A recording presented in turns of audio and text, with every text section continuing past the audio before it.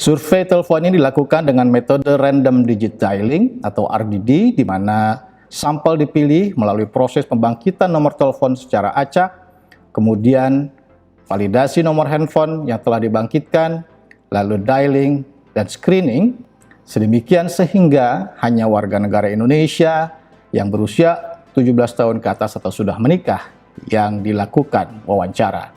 Bagaimana temuan survei ini tentang dukungan pemilih kritis kepada calon-calon presiden? Siapa yang akan dipilih sebagai presiden sekarang ini jika hanya 3 nama yang maju sebagai calon presiden, yaitu Prabowo Subianto, Ganjar Pranowo, dan Anies Baswedan.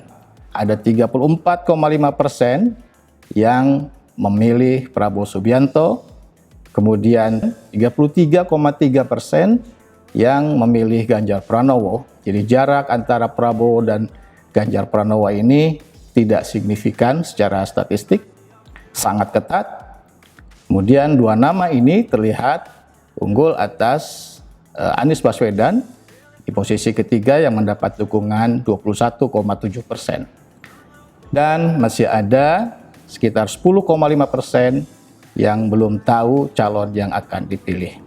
Kita lihat di sini bahwa Ganjar dan Prabowo, terutama di 1 tahun terakhir, itu bersaing sangat ketat, sehingga di posisi terakhir pada survei 2-5 Mei itu terpaut hanya sekitar 1%, yang tidak signifikan perbedaannya secara statistik. Dan dalam 1 tahun terakhir pula, kita melihat bahwa ada kecenderungan penurunan suara pada Anies Baswedan yang berwarna hijau, dan terlihat ketika Anies menurun, dukungan Prabowo cenderung menguat dalam setahun terakhir ini. Jadi ada kecenderungan bahwa Prabowo terlihat mengambil suara Anies dalam setahun terakhir. Dari simulasi 3 nama tadi juga kita tidak melihat ada calon yang mendapat dukungan di atas 50%. Karena itu, terbuka, Pilpres akan berlangsung 2 putaran. Pertanyaannya, bagaimana preferensi pemilih kritis jika calonnya hanya 2? Kita lihat hasilnya. Pertama, jika yang bersaing hanya 2 nama, yaitu Anies versus Ganjar. Jika yang bersaing 2 nama ini, maka Ganjar Pranowo mendapat dukungan 49,3%, kemudian Anies Baswedan mendapat 33,6%, jaraknya sekitar 16%, itu artinya signifikan secara statistik. Namun masih ada sekitar 17,1% pemilih yang belum menentukan pilihan.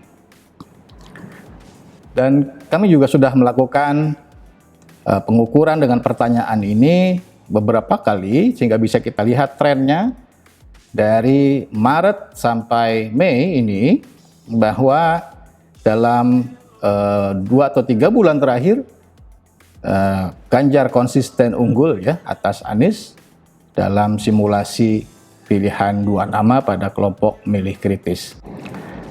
Selanjutnya, bagaimana preferensi pemilih kritis jika calonnya hanya Anies versus Prabowo? Berikut ini hasilnya. Jika yang bersaing hanya 2 nama, Anies versus Prabowo, dalam survei terakhir kami memperoleh ada 46,4% yang memilih Prabowo Subianto, kemudian 31,5% memilih Anies Baswedan, dan masih ada 22,1% yang tidak tahu atau tidak menjawab.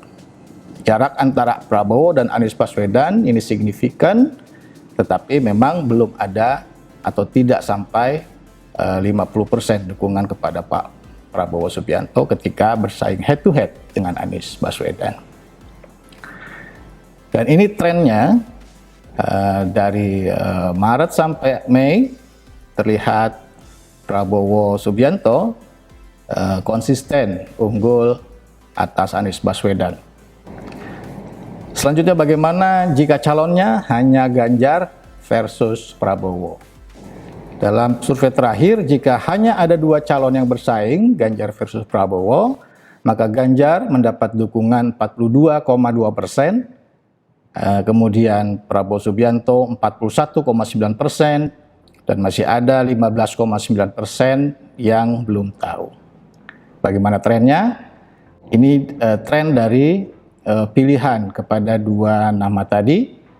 Terlihat ada persaingan yang ketat di ujung ya. 42,2 Ganjar, Prabowo Subianto 41,9, itu sangat ketat, tidak bisa disimpulkan mana yang unggul. Walaupun ada pola di sana bahwa Ganjar Pranowo sempat tertinggal dari Prabowo pada periode Maret atau utama April. Kemudian terlihat ada pemulihan di survei terakhir hingga menjadi sangat ketat atau sangat seimbang.